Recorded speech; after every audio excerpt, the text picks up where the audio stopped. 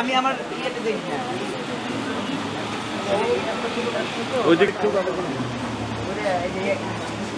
না আমার পরিচিত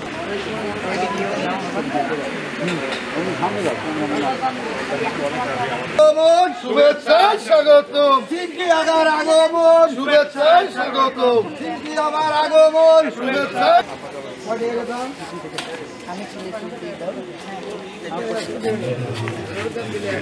এটা আমার পরিচিত আমি চিনকি ইমাম খান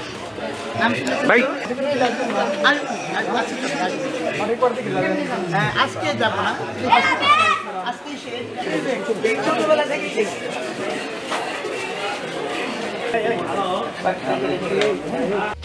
মার্চ ফর ডেমোক্রেসি 29 ডিসেম্বর 2013 সালে আমরা আন্দোলনে ছিলাম।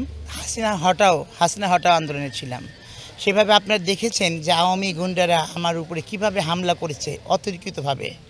আমি একজন মহিলা হয়ে এত নির্যাতন হওয়ার পরে এত ত্যাগ করার পরেও আমি কিন্তু ঘরে একটা দিনের জন্য বসে থাকি নাই। আমি সুস্থ হওয়ার পরপরই কিন্তু আবার মাঠে ছিলাম। এই 17 বছর মাঠে ছিলাম।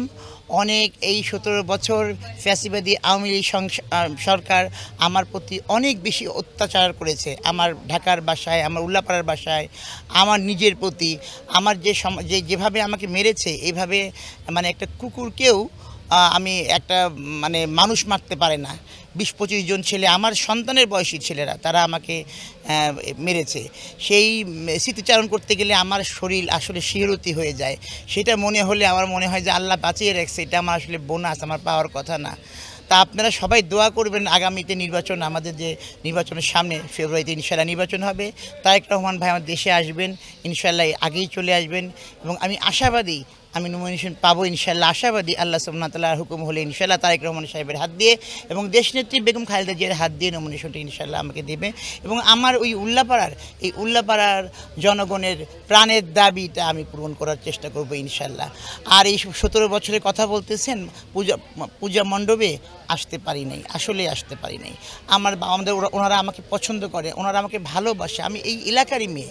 এখন যেখানে এসেছি এটা হলো 8 নম্বর ওয়ার্ড এবং আমার পৌরসভা, আমার গ্রাম নেওয়ারগাছার, এখানে এসেছি আমি। এনাদের কাছেও আসতে পারিনি। আসলে ওনাদেরও সমস্যা হইতো, আমাকেও সমস্যায় ফেলতো, মামলা হামলা বিভিন্ন রকম প্রবলেম করতো। তাই এবার এসেছি, অনেক স্বাচ্ছন্দ্য ভালো লাগতেছে, অনেক আনন্দিত ফিল করতেছি, অনেক ভালো লাগতেছে।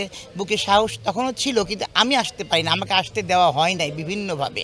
হ্যাঁ, আমি এসেছি ইনশাল্লাহ। অনেক পূজা মণ্ডপে গতকালকেও গিয়েছি, আরও ইনশাল্লাহ যাব। আপনারা দোয়া করবেন যেন আগামীতে আল্লাহ আমাকে নমিনেশন দেয়। সবার সহযোগিতা আমি চাচ্ছি।